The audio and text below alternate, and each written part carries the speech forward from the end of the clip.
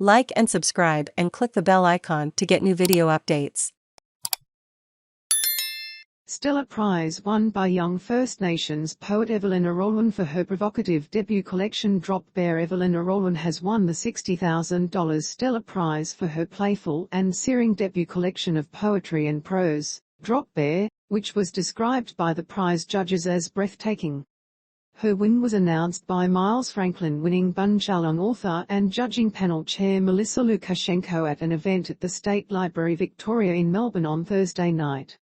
Dropbear is remarkably assured for a debut poetry collection, and I think we can safely say it announces the arrival of a stunning new talent to Australian literature, Lucashenko said.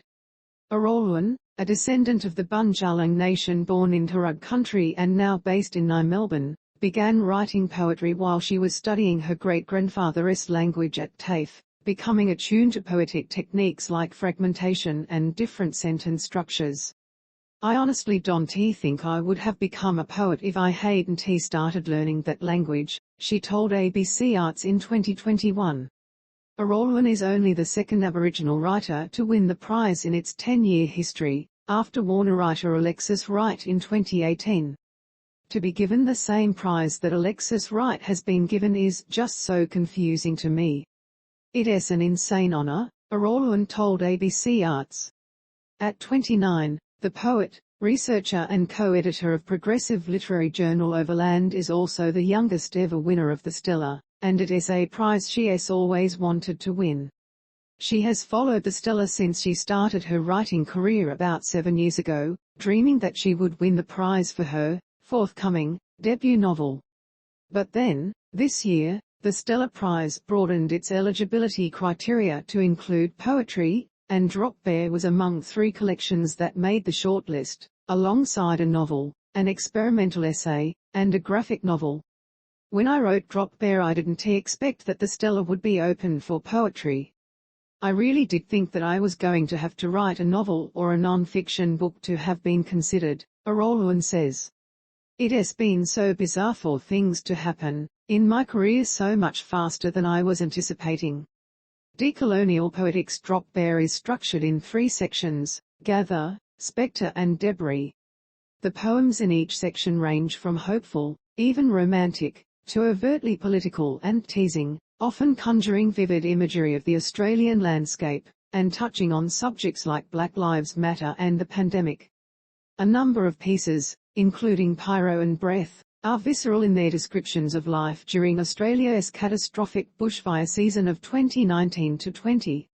Again we are unheard as we speak knowings we have carried to care for this place through reckoning. I wrote this poem at a desk covered in ASH, Araluen writes in PYRO.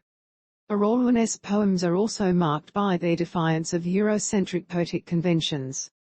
They often use white space and punctuation in novel ways to comment on the impact of colonization. In Fern Up Your Own Gully, she writes, Fern up the gully girls / go live those pastel bush dreams / while me and my ancestors sit pissed swinging on / the veranda couch. The collection is peppered with references to the Australian literature and pop culture Araluen grew up with, from 1971 film Wake in Fright and 1992 Inch's Fern Gully, The Last Rainforest to Blinky Bill and Snugglepot and Cuddlepie, and the works of poets including Lane Murray, Banjo Patterson and Kenneth Slessor. The main inspiration of Dropbear really was to provide an honest depiction of my relationship with Australian literature, Araluen explains. This is my annotation to an Australian literary tradition that never imagined me as a reader.